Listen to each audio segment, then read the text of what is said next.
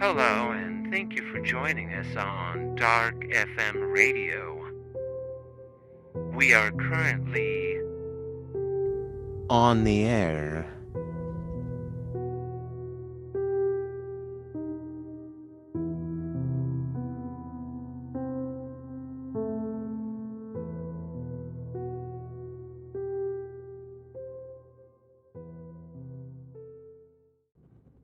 The Dixie Standards are coming thick and fast now. Here's the Bridge City Jazzmen's version of another favorite, Jada.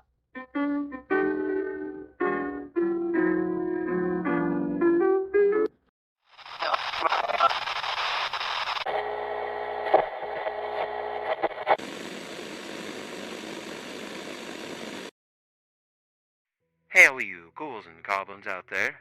You've tuned into Dark FM Radio. As always, I'm your host, James Blackbone. If you've listened in before, then you know what we do. But if you're new to the show, first of all, welcome. Here at Dark FM Radio, we tell stories. And not just any stories. First-hand accounts of unexplainable and creepy experiences.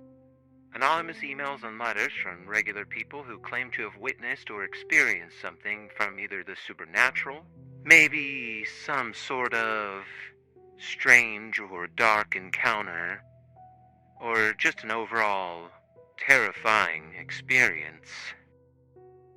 Tonight we have a few spine-tingling stories that are bound to get under your skin. So, sit back, relax, turn out the lights, and join us.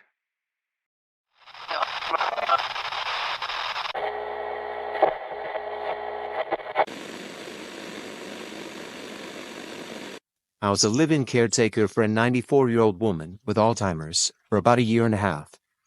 She moved into her daughter's home deep in the woods in the middle of nowhere, Washington. Marie was prone to say weird things, like that her sister, who was deceased, mother, who was deceased, and husband, who was also deceased, were in the house or outside regularly. I myself have been working with dementia patients for years, so it never really got to me or bothered me. But Marie was terrified of those woods. She would always tell me how there's dangerous animals out there, and how I could get lost easily, so I must always stay inside. She was also worried about her mother and husband having to travel through them. Again, this really wasn't worrisome behavior, given her health condition. I'd been working with her for about 6 or 7 months when I would start waking up to her walking down the halls in the middle of the night.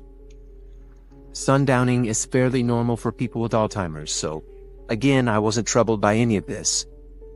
She started going to a specific window and giggling, like she was interacting with someone outside the window. When I asked what she was doing, she'd say, "My mother is out there."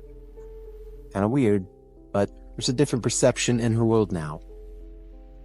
One night, in the dead of winter, her daughter and I are awoken to the blaring sound of the house alarm. The daughter and I, at the doors and windows, none of which seem to be disturbed or unlocked. The only thing missing is Marie. She's nowhere in the house. Panicked, I rush outside to find her, while her daughter continues to search the house. No tracks anywhere, no disturbed snow, nothing. After 10 to 15 minutes of yelling and searching the woods, I start making my way back to the house where her daughter already was in the process of calling 911. As I approach the house, I see Marie, standing outside the window she normally stood at, giggling. There's not a single footstep in the snow around her, nor is she cold to the touch. She's just standing there, laughing at nothing. Didn't even know she was outside. Her late-night window visits became more and more frequent after this, but less happy. She'd get combative with the window and scream at whoever she believed to be there. Then it just stopped one day. One of the last conversations I had with Marie before she passed, she told me not to let them take me into those woods. And I hope they didn't.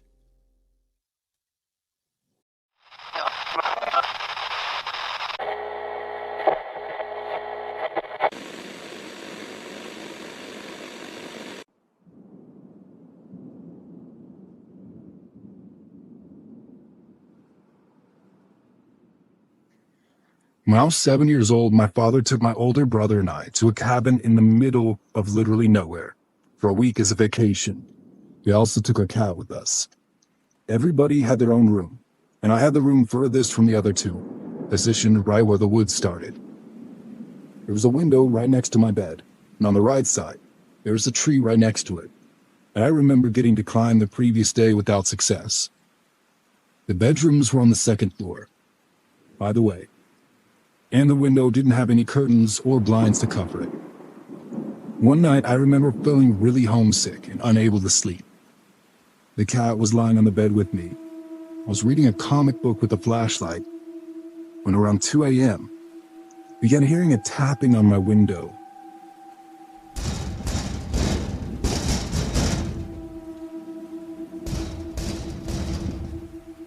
At first, I just assumed it was a tree branch tapping on the window, because it was a windy night after all. And that was until I began to hear whispers. I just remember freezing in fear, feeling like a bunch of ice water had just been poured on top of me. I could hear whoever it was tapping, then saying things like, "Open up, son, it's Daddy. Let me in, Luke, it's cold out here." And the worst one I heard was, "Come on, it's Daddy, I just want to cuddle." I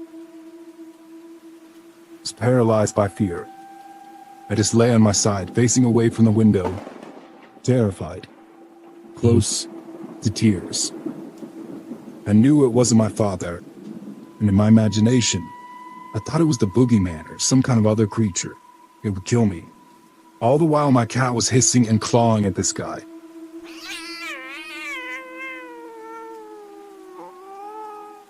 I just remember holding him, burying my face into his fur because he felt like a safety net. My one defense against this guy was I couldn't work up the nerve to call for my father. Then I remember hearing this horrible screeching noise. I looked around to see what it was. I could see this guy with the most maniacal grin that I've ever seen, like something out of a horror movie, dragging a pocket knife against the glass, making that horrendous noise. I found my voice and screamed bloody murder. The grin disappeared. He looked like a combination of horrified and absolute full of rage. But then my father came barreling into the room with his hunting rifle. And as you can imagine, seeing that made this guy panic, sort of drop backwards. My father looked at me and made sure I was okay. My brother ran in the room, and then my father went off to go catch this guy, hopefully before he got away. But unfortunately, it wasn't a long drop, and the man probably only got a few bruises from it. He was definitely gone by the time my father got out there. We waited the night. Nobody slept. Before we packed up and went home the following day. I have no clue if they ever caught that guy, though I remember my father following a police report and having me talk to the police to give them a description. I'm still grateful for my cat. Turns 14 this week and is still as feisty as ever, for providing me comfort during that awful, terrifying night.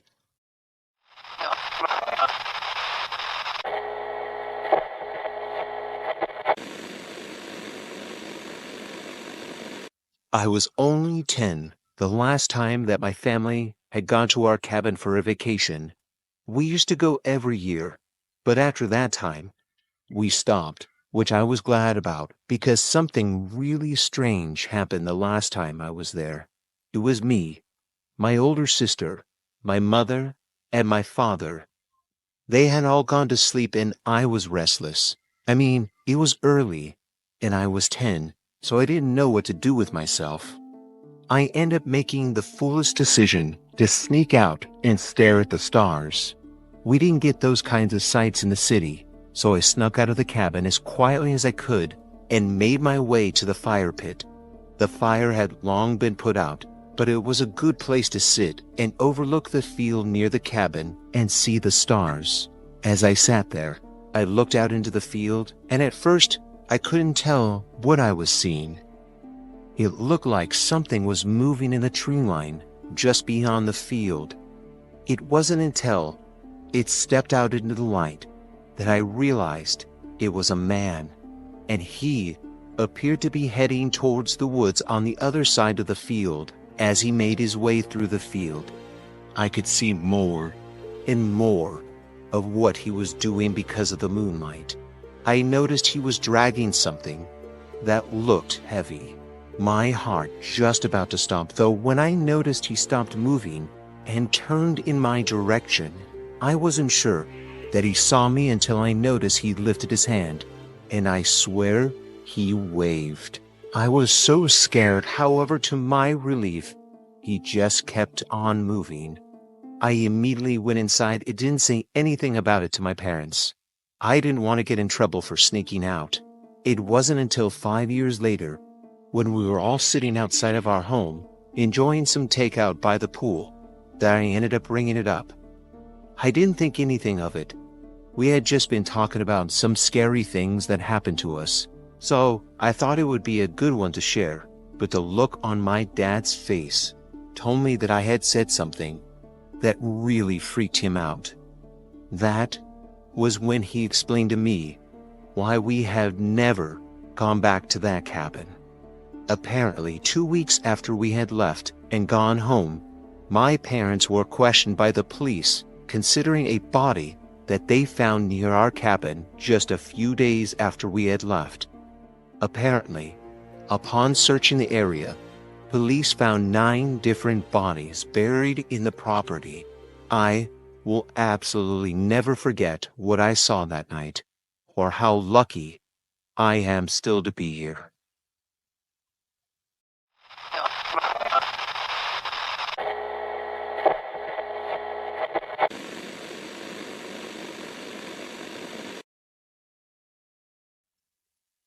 I was so excited to be getting back to the cabin with my cousins. It had been a few years since I had been able to join them on their weekend hunting trips, but finally, our schedules lined up and my parents let me go with them. It was just me, my 2 cousins, and their dad, my uncle. We made it to the cabin and began to unpack. The boys and I couldn't wait to get outside and run around the woods for a little while before it got dark. So, that's exactly what we did. We dropped our stuff off and immediately ran outside. We were out there for about 2 hours before my uncle called us in for dinner. When we got inside, he seemed a bit weird, but I didn't think anything of it. I just sat down and got ready for some dinner. That was when my uncle asked my older cousin if he remembered leaving the door open or anything like that. He seemed to think that a squirrel or some sort of animal had gotten in and had been rummaging through whatever they had left there. My cousin said no, and that was the end of that conversation. We didn't speak another word about it. We just enjoyed our pasta and talked about our plans for the next day. All through the meal, though, I couldn't help but shake the feeling like something was looking at us. Again, I just brushed it off like it was nothing and finished eating. After a few hours, it was time for bed. My cousins and I got to stay in the living room of the cabin, on the pull-out couch and the reclining chair, while my uncle slept in the room that was in the back of the cabin. It took a while because we didn't have a TV, but we eventually fell asleep. However, about an hour after finally passing out, I woke up to my younger cousin shaking me. When I asked him what he needed, he didn't move, but I noticed his eyes were locked onto the window. When I looked, I couldn't help but scream. Other side of the window, I could see a full-grown man looking in at us. I yelled so loud that I startled everyone in the cabin awake, my older cousin and my uncle. It was so loud that even the man outside the window seemed shocked. My uncle came running out to ask me what happened. We explained everything, and without a second question, my uncle grabbed his cell phone and called the local police. They said they would be at the cabin in about 10 minutes. So until then, we all went into my uncle's room, where he had his hunting rifle. And that was where we waited until the police arrived. After about 20 minutes of searching the woods, they found a man who had been hiding out in the bushes about a mile away. When they found him, the police said that he had a knife on him that looked like a kitchen knife. It was one of the ones from the cabin. To this day, the only conclusion that we could come up with is that the man had been staying in the cabin without my uncle knowing, and when we showed up, he had to leave. but he left prepared, come back and take the cabin by force. I'm thankful every day that my little cousin managed to see the man before anything bad could have happened.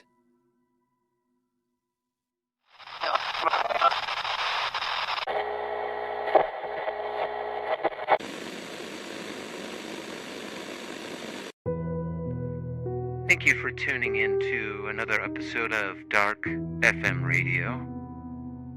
Credit our source for these stories, MJV Animations on YouTube, as well as Martin Animations you can also find on YouTube.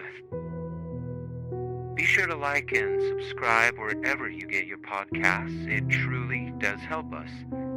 Thank you again for tuning into Dark FM Radio. Good night.